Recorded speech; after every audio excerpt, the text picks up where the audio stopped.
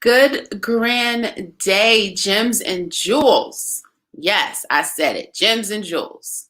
We are gems and jewels, honey. And do not let anybody tell us any different. I am your host, Corinthia Peoples, and this is Power in My Pivot.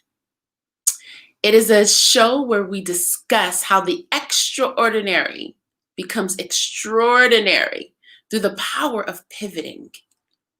Pivoting, I always have to start the context off in terms of power in my pivot. I got to start the context off, right? Because I want us to really be clear about what's happening, what we're doing. Power in my pivot. Pivoting means the central point or the shaft in which a mechanism turns. I'm going to say that again. Power in my pivot, pivoting means the central point, pin or shaft, which a mechanism turns. In this content, the central point is you and I. And the pin or the shaft is our lives.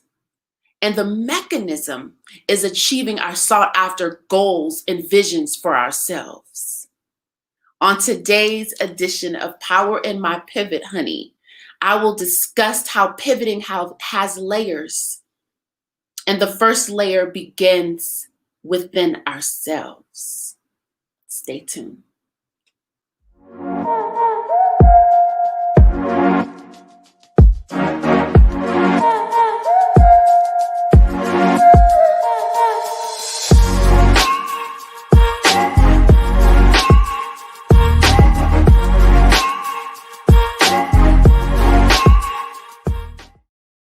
Welcome back. Yes, welcome back to Power in My Pivot. Power in My Pivot is a discussion of an unfoldment, if you will, of how along our journeys we've had to continue to pivot, whether that's been voluntary, conditionally, circumstantially, or out of sheer survival, honey. It's a talk of our journey and our evolution of human beings. Welcome, welcome, welcome all into the room. This is an interparticipatory dialogue, so baby, feel free to drop comments in the chat and add to the conversation. I definitely want to hear from you. It is essential that we talk. This isn't just about me talking. This is about us having a dialogue, us having a conversation. Thank you so much for those who are in the room. Please gently, oh so gently, smash on that like button. And if you can subscribe to the Corinthia People's YouTube channel, that would be awesome. I appreciate you. I appreciate you. So welcome to the room. Yes. All right. Well, you know, it always is what it is, baby. And I appreciate those who are here. I appreciate you so very much. Know it. So I'm going to just dive right into this and unpack that there's layers to pivoting, right? I talk about pivoting, but what I realize is like, wow, there's layers to this thing. We just don't wake up and just be the thing that we decide we want to be.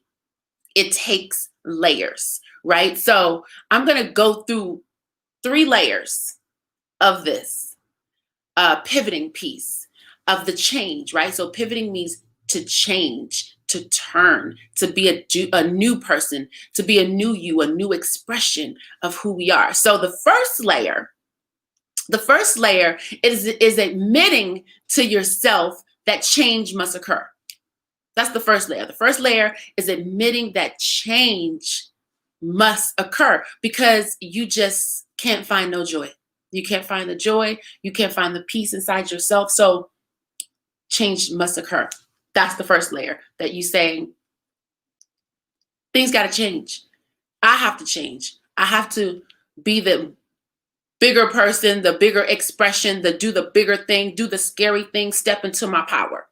The second layer is recalibrating and leveling up within. Recalibrating within. Leveling up within. You know, not wishing that I had that thing, but saying, I have that thing. I have the joy. I am confident. I am the expression. I am living my best life. Recalibrating on the inside, because see, we're on autopilot. We get up, go to work, get dressed, do the job, come back home, sit at our computers. At this time, we're sitting in front of our computers. And if you're anything like me, you're getting dressed every day like you are going to work still, just so there's some normacy, or there's still some motivation, some inspiration. The third layer is doing the new desired action. So doing it. So first, we're admitting that change must happen. Second layer is recalibrating and from the inside out. Recalibrating, visualizing that thing, saying to yourself that you can do the thing that you're very afraid to do. The third layer is doing the desired action, making action. So I want to tell you a little story. I want to tell you a story of me having a good job, working for the federal government, and leaving the good job in 2007. So 13 years ago, I took the pill. I took the pill, honey, of being a free woman. I took the pill of being a free woman. Where the people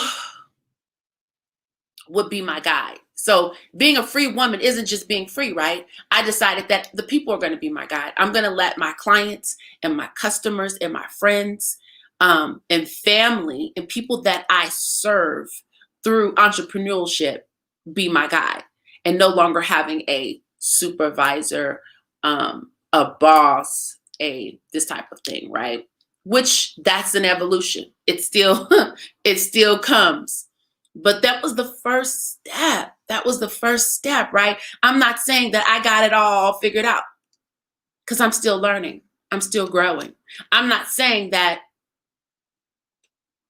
I'm right on spot on game, because I'm still getting to, I'm still making my first, second, third bases as well. Hitting home runs. Sometimes I make it to first base. Sometimes I got to sit and stand. So by no means am I saying I got it together. However, I'm sharing with you my journey 13 years ago of being a free woman and deciding to let my friends, family, customers, and people that I serve through my jewelry business be my boss, be my guide, be the people that I serve, lead by example, and transitioning into entrepreneurship, right? So that first layer, what I talked about, that you have to figure out, you have to decide in yourself that change must happen. So for me, I worked for the federal government for 7 years. And I call it who riding the job, meaning I really didn't care about it any longer. It didn't bring me joy. It didn't feed my soul. It did not, I didn't feel that I was living to my fullest potential. That's when, and taking two, I don't know if I should say this on online, but I'm no longer there. But I would take 2-hour lunches. I would take 2-hour lunches. Just kind of who riding things. And that's when I knew that I needed to do a different thing. That's when I had to say to myself, Corinthia, you have to do something new. You got to do something different. So that was me admitting that I could not continue to take 2-hour lunches, because that was not going to ride for so long.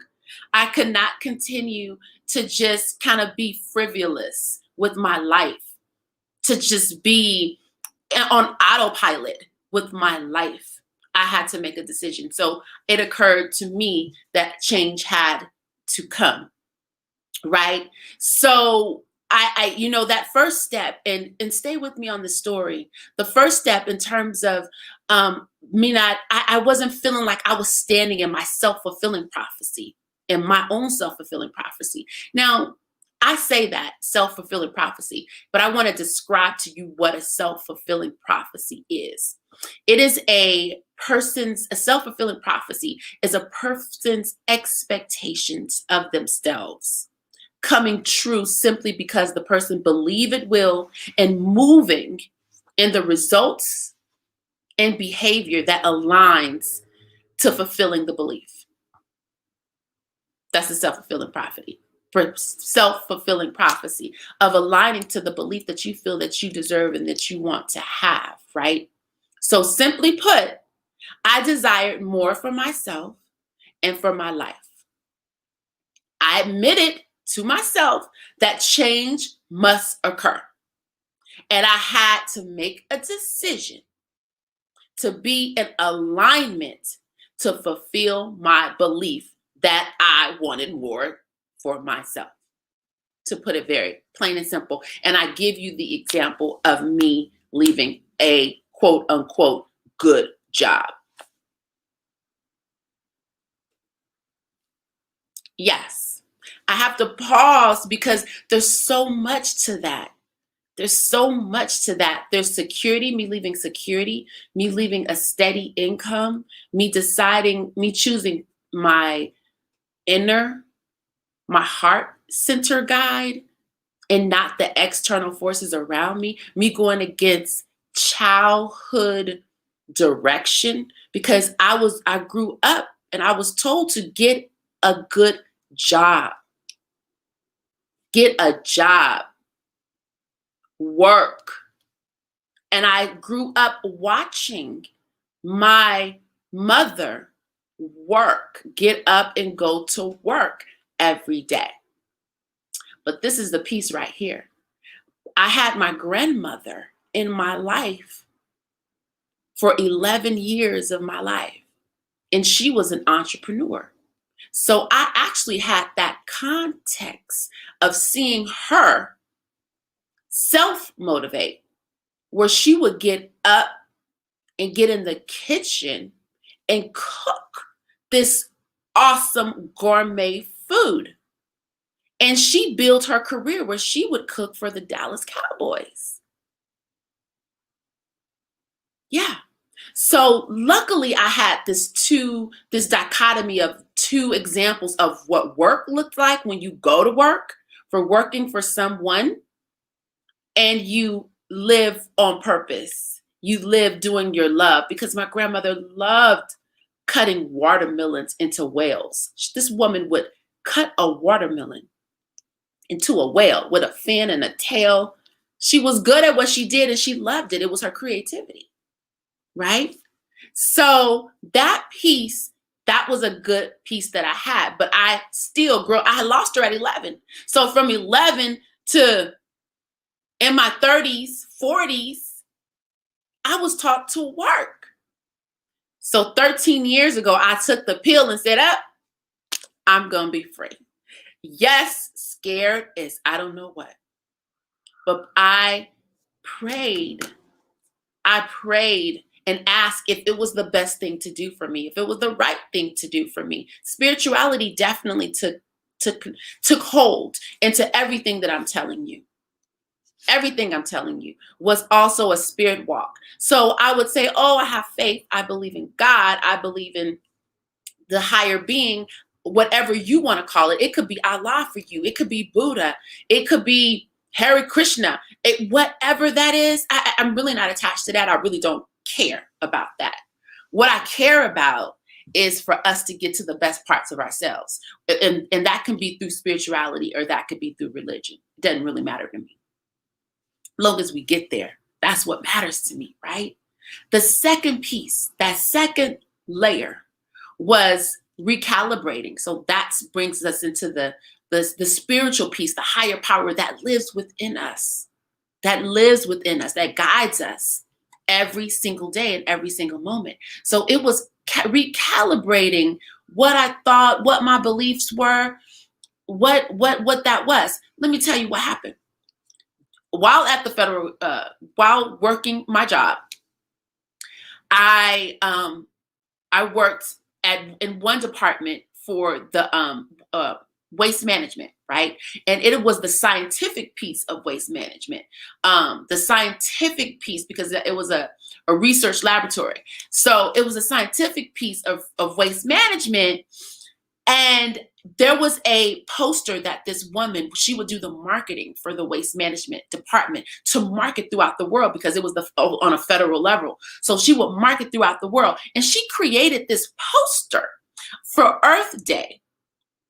And the poster read, you can create your reality. But she was doing it all around the earth and garbage. And there was this cycle. There was this cycle thing that she had. And it said, you can create your own reality. But it was based, again, on Earth Day, conserving our environment, garbage, landfills, dumps, right? But it was like, you can create your own environment. You can create your own reality. So I'm at work and I see this poster. And I was like, whoa. I internalized it for my own self and not through what she had intentionally marked it to be, which was for waste management. I was like, I can create my own reality. So it took me back. I had to stop for a moment. And that poster changed my life, because at that moment, I started to create my reality and what I wanted my reality to be. And before that poster, I never knew that I could do that. So I'm here to tell you that you can do that. We all can do that. We all can create our own realities based on recalibrating our inward talk, our inward thoughts, our inward perceptions of who we were meant to be, who we are. We can do that. And that is a beautiful thing to unpack. If you unpack that notion, for me to unpack that notion was so liberating. And the next steps was that piece, that third layer, was taking the action. Taking the action to actualize the thing that I said I wanted to do, other than perpetuate what I was in, right?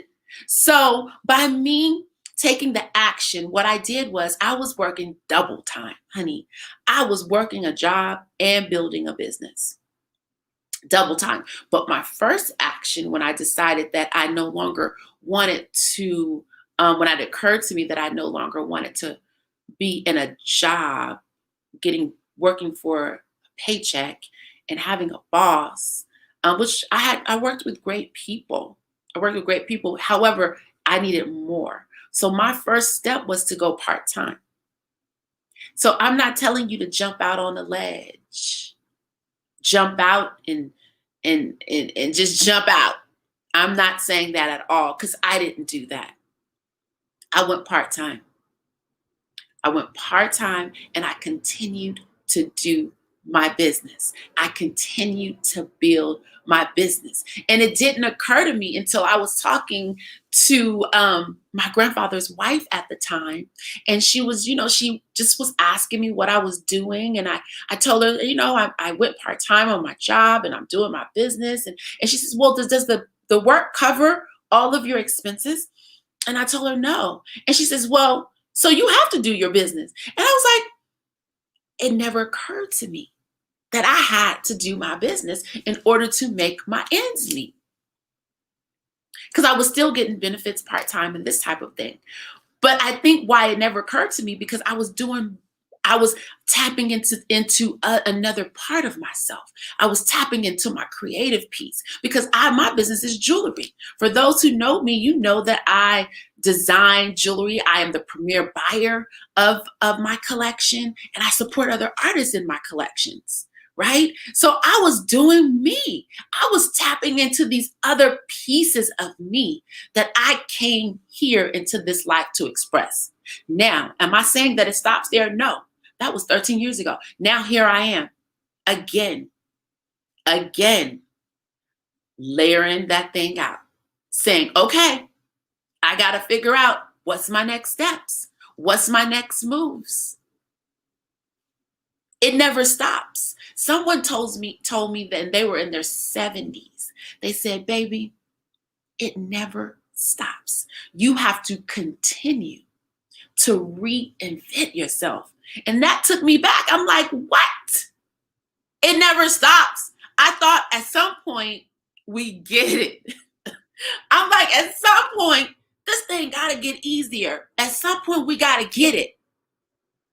Well, I think what gets easier is knowing who we are. We don't have to, power down to figure out who we are. We kind of, at some point, kind of start to understand a rhythm of who we are. And we've made some changes. We've pivoted. We've turned. We've created new life visions after a new life vision, after a new thing. And we become a little bit more comfortable with who we are in our skins, right? So it makes it a little bit easier to pivot, but yet that pivot does have to happen. Or those answers and questions, maybe they come a little bit sooner than they would the first time or the second time. Maybe the third time they come a little bit easier, right? So let me just tell you about how I took the steps to actualize the thing that I wanted.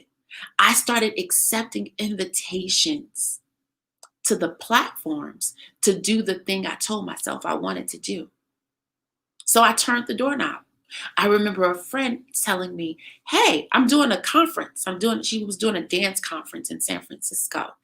And I shared with her that I was doing jewelry and I had created some stuff. And she says, come and get a table and put it up at the conference and sell it. And I was like, what? Right? Because we know that we say, oh, I'm going to write this book. And for me, it's like, oh, I'm going to start this business. And then it's like, oh, I have to sit down and write. I have to sit and make the jewelry. Now that next step is, oh, I got to go out and promote the thing.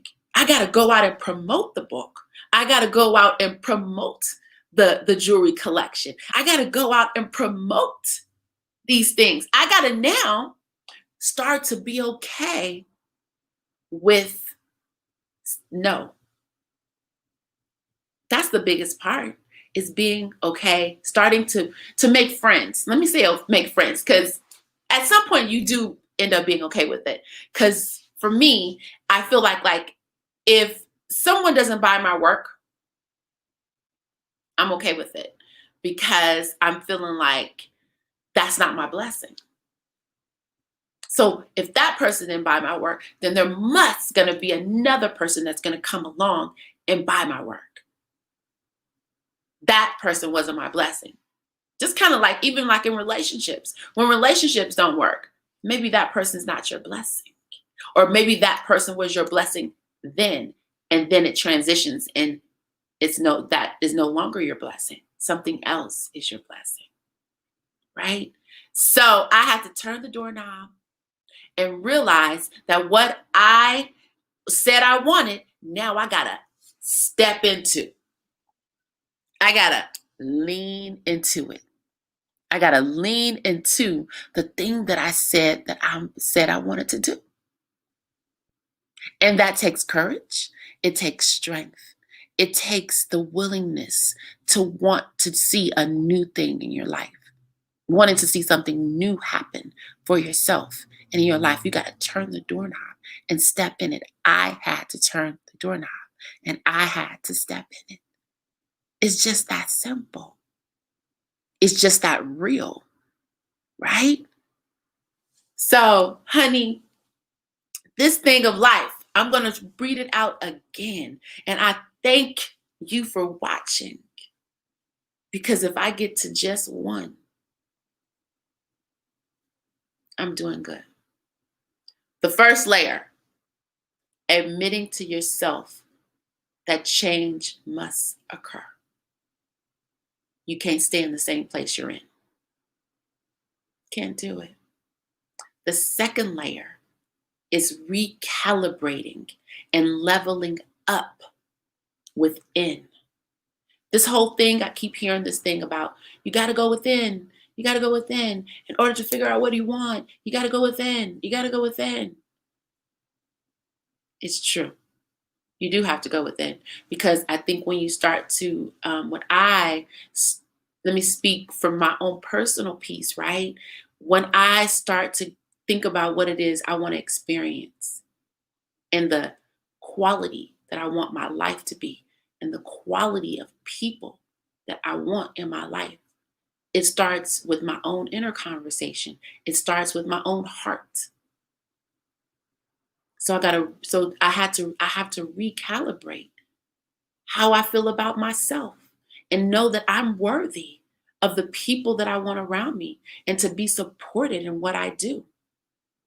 And to not just be used or not to say anything or not to voice the experience that I want to have. Third layer, doing the new desired action, stepping into it, doing it. So if you say, when what I do know is that when I shift my inner, all this outer stuff starts to come. So my friend saying, hey, you want to come and do this? Hey, when I want to speak, hey, you want to come and speak in front of some children? You want to come and speak to the teenagers? You want to create a program to start jewelry making? So I had to say yes. Ain't the time to get scared. Even though fear is definitely a part of that journey, honey. Fear is definitely a part of that walk. Because I think anything that's new, that's worth evolving into, you're gonna have some fear. Even me doing power in my pivot, honey, I would be like, let me breathe. I can do this. I can do this. And I'm not afraid to share that journey. I'm not afraid to share that journey because I think that's the piece we need to hear. We need to hear other people's journeys. Lauryn Hill once said, some people, do a thing and you know how hard the work is. You know how hard it is. You know what the work is it took you to get to where you are. So when you see somebody else doing that thing and did the work too, you like, oh, you did the work too? Yes, because it takes the work. And that's that whole 3-layer pivoting work, right? Admitting, recalibrating, and action. Admitting, recalibrating the self, what we were taught, what we were shown, now let me go into me and see what I desire. Because what I desire, the people that told me to go out and work, do this, do that, maybe they didn't desire that thing, the same thing that I'm desiring. So then I got to go into me and figure it out. Yes. Yes. So I wonder at this time, if you want to add to this conversation, or if you want to just say thank you or write on or power to the people or whatever, this is a time to just kind of like put it in the chat. That would be so awesome. I just want to shout you out for being here in the room. I appreciate you so much. So much, so much, so much. We feed on each other, honey, in the smallest, simplest ways. And I give thanks. Gratitude is like first and foremost in my life. So I am thankful for how it comes up, how it shows up. We all have to do our work because we all matter. We all make a difference.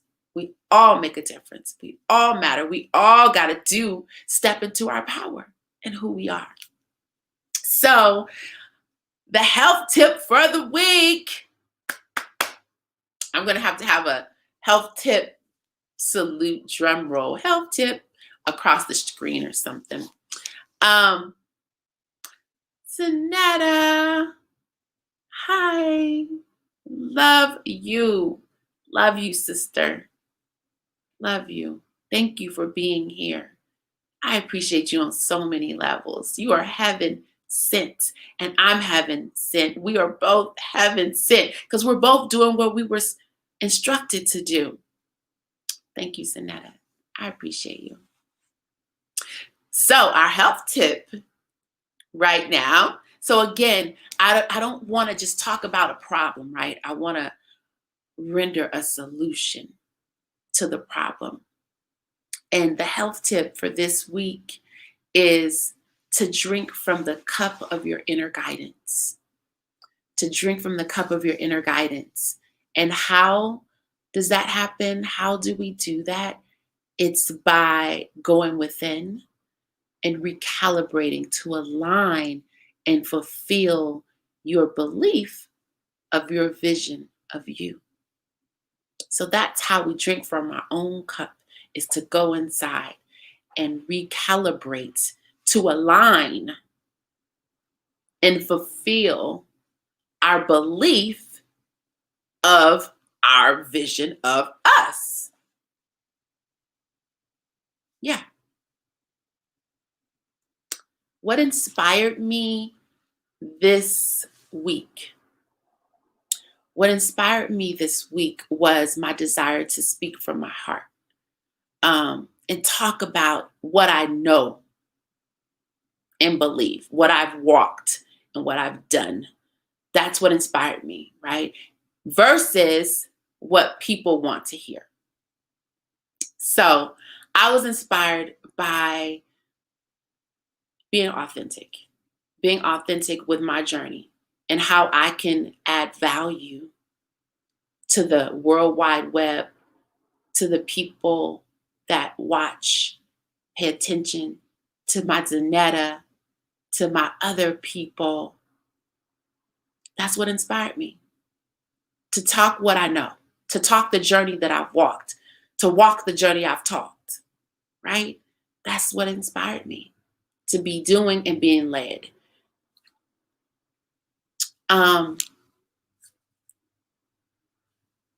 Can I just say how grateful I am right now?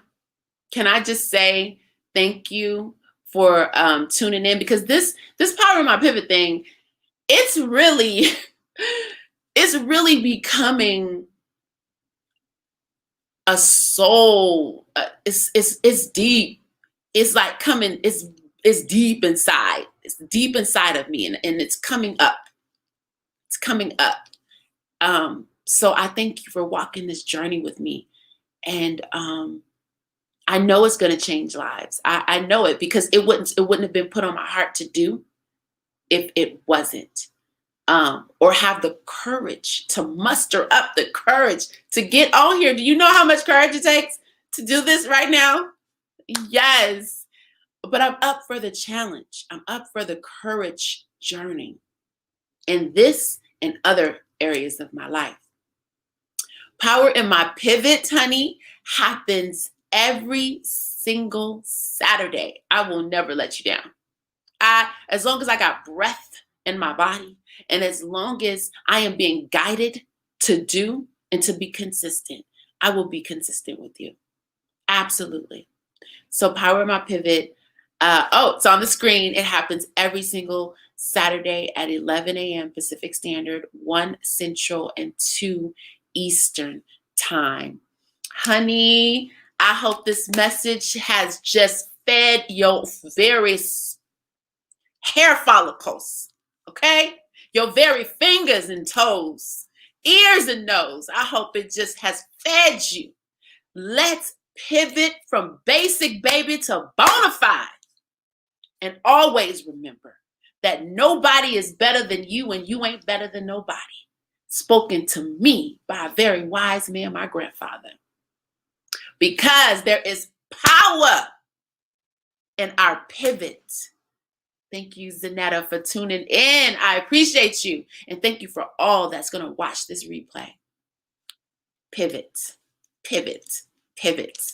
Until next time.